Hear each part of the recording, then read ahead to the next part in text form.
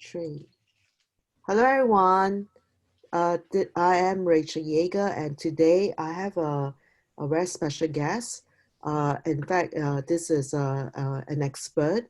Very fortunate for us, SymposiumX, to get him to speak about something very important on web accessibility. So, John Kirkwood. And John, so happy that you're joining us, huh? Do Thank you you for want having me. to? Yeah, thank you. And today is May 11th, and guess what? We are still in the under the lockdown, right? COVID-19 lockdown. Right. So so very honored to have you. Tell us a bit about yourself, John. Would you would like to share with the audience Sure. about yourself? Yeah. Mm. Absolutely. I am a web accessibility expert at this point, and the reason for that was that I started out in the online world developing websites and had a critical injury myself that left me disabled, and I realized, hey, as I was using the internet and trying to recover my own capabilities, I was realizing that a lot of people were left behind in the online accessibility world, and the fact that not all websites are accessible to people with disabilities. I pivoted to start working in the world of web accessibility and became a part of the W3C, the Internet Standards Body, and their web content accessibility group. And have worked as the Digital Accessibility Director or Digital Inclusion Director for the Department of Education over the past year and a half. Myself out on with my own company now called CityMouse, which I've had for a while, where we make websites, and we also consult on accessibility and inclusion issues. So I'm happy to be here and love to work with organizations that have a mission to assist everyone, and we can implement the capabilities of digital inclusion that allows not only people with disabilities to use the internet, but the newest technologies as well. Amazon Echo, artificial intelligence, Google Assistants.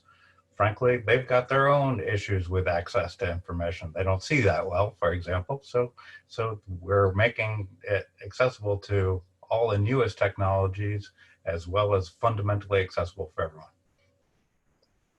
I remember, John, the first time when I met with you, how surprised I was when at the end of the meeting, then I realized that you have disabilities yourself, and Yep. to me, like you were like conversing with me, and you're using the computers and presenting, just better than my own presentation. I was so impressed. This must be really meaningful for you, you know, to achieve so much, huh? Absolutely. And that's what I also find actually with even the disability community that I'm, a part of, to see how people are able to adapt and use technology in a way that that frankly we all find difficult at times as things pivot and things move forward. But to have accommodations in place that someone who is blind can give a presentation, and meanwhile have the technology speaking to them as they're speaking to it, as they're speaking to an audience, multitasking in ways that is just shows the fantastic capabilities and of the disability community, and also the realization of that through good technology, and it's just an exciting time for all of it. John, last question. What advice would you give to someone who wants to work on web accessibility? How do they get onto this career path? Um, well, the ecosystem that I would definitely start with first is the W3C, W3C.org.